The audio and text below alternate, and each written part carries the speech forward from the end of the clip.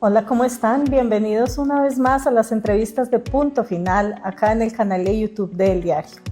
Hoy me encuentro con la profesora Cecilia Caicedo Jurado, miembro de la Academia Colombiana de la Lengua, y pues no podría ser nadie más, ya que es un nuevo día del idioma, 23 de abril, y vamos a hablar específicamente de en qué estamos en cuanto al idioma. Lo estamos cogiendo a pata, como se dice, perdón, popularmente, lo estamos cuidando. ¿Qué está pasando? Profesora, bienvenida.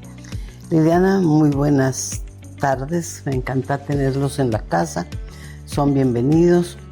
Bueno, para mí, quiero comenzar por decir que para mí fue un gran honor ser admitida como miembro de la Academia Colombiana de la Lengua. Un honor que agradezco enormemente porque no solamente enaltece mi obra literaria, sino también el concurso regional, porque es otra manera de mirar el idioma y la literatura y la cultura desde las regiones y no solamente desde el centralismo bogotano, ¿no? Conmemoramos el Día del Idioma con el señor Miguel de Cervantes y Saavedra, ¿cierto? Con Shakespeare también, por supuesto. Dos gigantes del manejo idiomático. El caso del idioma en Colombia, o en Pereira, como lo quieras tú plantear, ¿cierto? Tiene un montón de representaciones en este momento, que creo que es muy interesante y muy válida la pregunta, ¿cómo está el idioma?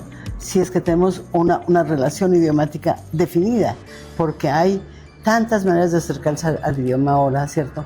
Por medio de las jergas estudiantiles, por medio de las jergas de barriada, por medio de presentaciones de tan distinta forma, ¿cierto? Que creo que dan dificultad. En la literatura en sí misma, como expresión del lenguaje más refinado y más pulcro, ¿cierto? Más pulido, como dice la presentación de la Academia, sí, que pule y embellece el idioma. Y pues lo que ha ocurrido en los últimos tiempos es bien interesante. Yo pienso que una novela que hay que recordar para ese tópico particularmente es Rosario Tijeras, que yo creo que fue la primera novela que leí con un lenguaje nuevo, muy de barriada, muy de comuna de Medellín, ¿cierto? Y bastante diferente al resto del país y a la evolución que venía trayendo el idioma español en Colombia. ¿Qué quiere decir? Fundamentalmente que en esa novela, por ejemplo, se comienza a hacer un manejo muy apretado de la lengua, muy reducido también del lenguaje, ¿sí? Como los truenos que nos acompañan en este momento, muy reducido el lenguaje, ¿sí? Una sola palabra para significar tantas cosas. Los muchachos de ahora efectivamente no son muy creativos en el manejo del idioma, muy por el contrario, con un solo término pueden señalar muchas cosas, ¿sí? El concepto de amistad, el concepto de odio, el concepto de venganza, depende el tono, ¿no? O sea, el tono importa ahora. Una sola palabra y varios tonos para la misma. Todo. Y varios significados, por supuesto, y varias consecuencias idiomáticas, ¿no? Bueno, 25 años de Rosario Tijeras, entonces podemos hablar que hace un cuarto de siglo tuvimos como un quiebre entre el idioma que manejaban, digamos, ustedes y la academia, nuestros padres, y hasta nosotros mismos cuando éramos más jóvenes, me refiero a las personas que tenemos como 50 años, a lo que tienen ahora nuestros hijos, y eso es un mundo aparte. Sin duda alguna hay un cambio, y muy significativo, pero desde un poco antes. Por ejemplo, la primera novela que crea unos cambios y unas expectativas supremamente interesantes es Opio en las nubes. Es una novela de transición muy fuerte que aparece en la década de los 90, después de que había surgido en Colombia pues, el fenómeno del narcotráfico, por ejemplo, que cambia también el uso del idioma, porque el narcotráfico impone otros usos del lenguaje. Una cultura y nuevos usos del lenguaje. Es que mire, que lo interesante para señalar es que el idioma no está quieto, está en perpetuo cambio, en gran transformación y está en correspondencia con los fenómenos, con los eventos sociales que ocurren en un país, ¿cierto? No es el mismo francés que se hablaba en tiempos de Gustave Flaubert, como dice Mario Vargas Llosa, al francés que se habla ahora en las calles parisinas, ¿no es verdad? No es el mismo lenguaje español que hablábamos nosotros en el siglo XIX, por ejemplo, ¿no es verdad? Al español que se habla en estos días, ¿sí? No sé, es la evolución permanente. Por eso, mirar el idioma y estudiar el idioma es una manera de leer el país, de estudiar el país, de interpretar el país. Uno dice, ¿para qué sirve estar en la Academia de la Lengua? ¿Para qué sirve pulir el idioma? ¿Para qué sirve? Pues sirve depende de la mirada. Si la mirada es aguda de quien está ejerciendo el manejo del lenguaje, que somos todos manejadores del lenguaje. Todos hablamos con un cierto manejo del lenguaje, incluso el ritmo es distinto por regiones. Digamos que hay una manera de hablar en paisa, una manera de hablar en costeño, una manera de hablar en pastuso, etcétera, etcétera. Y esos ritmos no tienen que ver con nada distinto al entorno, ¿cierto? Y aparte del entorno geográfico y emocional, está el tono de las emociones históricas que están sucediendo en el inmediato presente.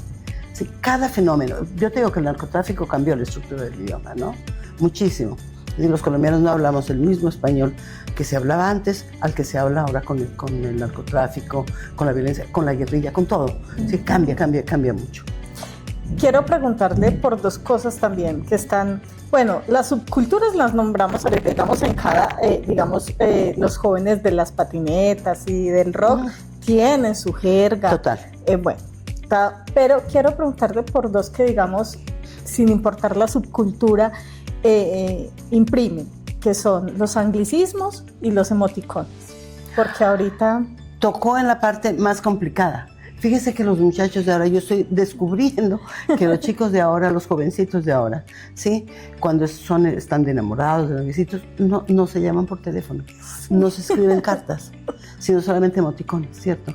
Y un emoticón puede, un signo, mejor dicho, un signo mínimo.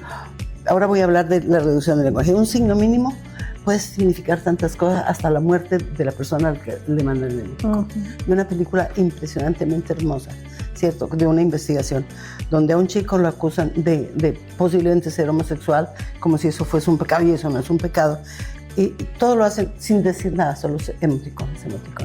O sea, lo que quiero mostrar, y eso me parece, dije, es una pregunta muy significativa y muy importante porque nos marca definitivamente, es que el lenguaje se ha reducido a su mínima expresión. Es como que si nos diera pereza o desconocimiento absoluto para armar una frase.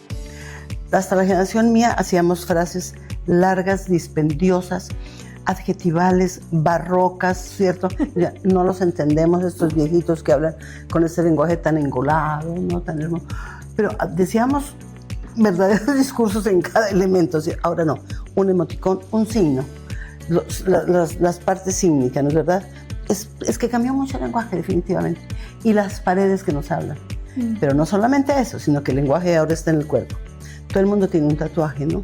Y el tatuaje tiene unas significaciones impresionantes de pertenencia o a religiones nuevas o a hechos políticos. O sea, es un cambio en el lenguaje absolutamente significativo. Como si el papel se hubiera trasladado a la piel. A la piel, la piel habla.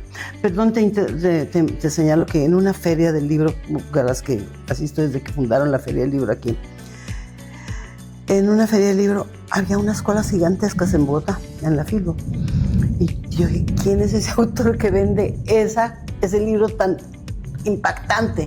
Porque daban vueltas la fila. Y era que había llegado un grabador de piel.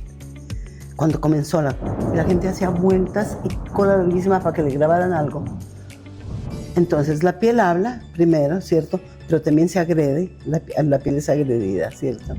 La piel es explotada y la piel es expuesta.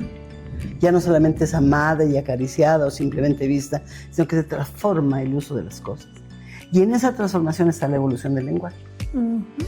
Y no solo el grabador de la piel, un influencer también fue locura en la Feria del Libro de Bogotá. O sea, no, ningún escritor. Para nada. Un influencer, y la gente le hizo 3 cuadras. Yo no voy a nombrar la persona que llegó aquí a la Feria de Pereira, la del año pasado o antepasado. ¿Cierto? También fue un exitazo, ¿cierto? Y era una persona que pocos atributos literarios tenía, por no decir ninguno, ¿no es verdad? Pero era el bestseller, era la figura a mostrar, que ni se justificaba ni desde su presentación ni nada, pero era impresionante. Y había publicado un libro que se vendió como, no sé, como arroz caliente, pues. Bueno, y la Academia Colombiana de la Lengua, ante lo que le planteaba también los anglicismos.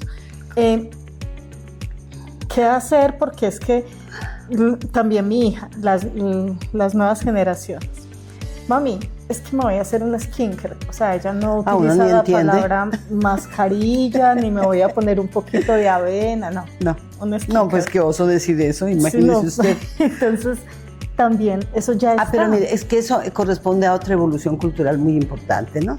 Y es que el mundo se convirtió en una aldea global, como lo vaticinó alguien hace mucho tiempo. McLuhan. La aldea global.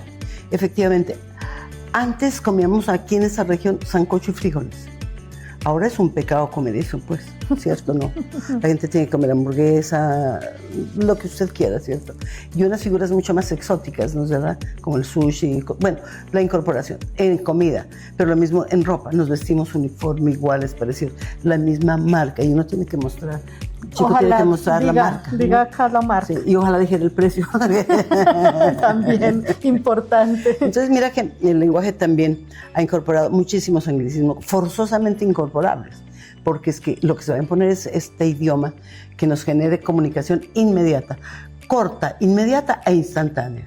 Entonces va el anglicismo para el mundo entero, en cualquier lugar del mundo. Sí, pero también es que en hablantes el habla hispana es muy representativa en el planeta. Total. O sea, somos muchos, pero el inglés sigue cubriendo así, seamos, y pero lo mismo en Asia, o sea, total, estoy de acuerdo los asiáticos son muchos, sí. Y también el inglés los abarca. Entonces es un fenómeno también bastante... Es un fenómeno, es que todo está ligado. Yo digo que la literatura y la cultura no es exenta de política, de economía, de religiones, está transitada por todo. Y ella a su turno también es transversal en todo. La propuesta de Trump sobre el idioma inglés, pero quiero hablar de la propuesta de Trump sobre el idioma español. Este hecho de prohibir el idioma español, ¿cierto? Cuando allá el número es muy significativo, el número de hablantes en español, exacto, ¿cierto? Y incluso existe el Spanglish, existió muchas cosas desde mucho tiempo atrás. Pero como arma de dominio, el idioma es muy importante. Y eso no es descubrimiento de Trump.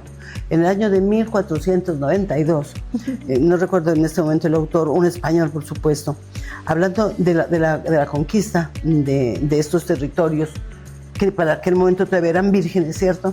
Les dice a los poderosos que con los elementos de guerra en la mano imponían la cultura española, dijo una frase lapidaria: la lengua es el arma del imperio. Si tú propones una lengua, esa lengua debe ser aplastante y dominante. Por eso aquí se prohibió los idiomas de los indígenas y en España los idiomas vernáculos. Y se perdieron aquí muchas riquezas culturales indígenas. Total. Por el español, pues por total. La evangelización. Digamos. Por la evangelización, ajá. Sí, fue por ahí. Bueno, y entonces, ¿qué hacer? Seguir la vida o cómo rescatar un poquito, porque el español es riquísimo y es muy bello, para que estemos como ya así, llegaron los emoticones, los anglicismos y no vamos a hacer nada, que ¿ahí qué se puede hacer? A mí nunca me gusta dar fórmulas para nada, porque creo que no existen las fórmulas. Cuando me dicen qué hacer para escribir, yo digo, no sé, es que es un acto de lectura permanente, ¿no? ¿Qué hacer? No sé, cada cual tiene el propio método. Pero lo que sí preocupa mucho en este momento, e incluso participan de manera muy fuerte en la Academia de la Lengua en Bogotá, es en la inteligencia artificial, que es otro elemento globalizante, supremamente interesante, ¿cierto? Que restringe la posibilidad del ser humano en su intervención, ¿cierto?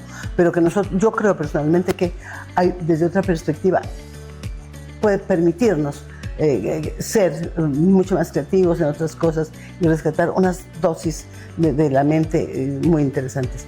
Pero tu pregunta lleva un fondo fundamentalmente, y es el manejo en sí mismo del idioma.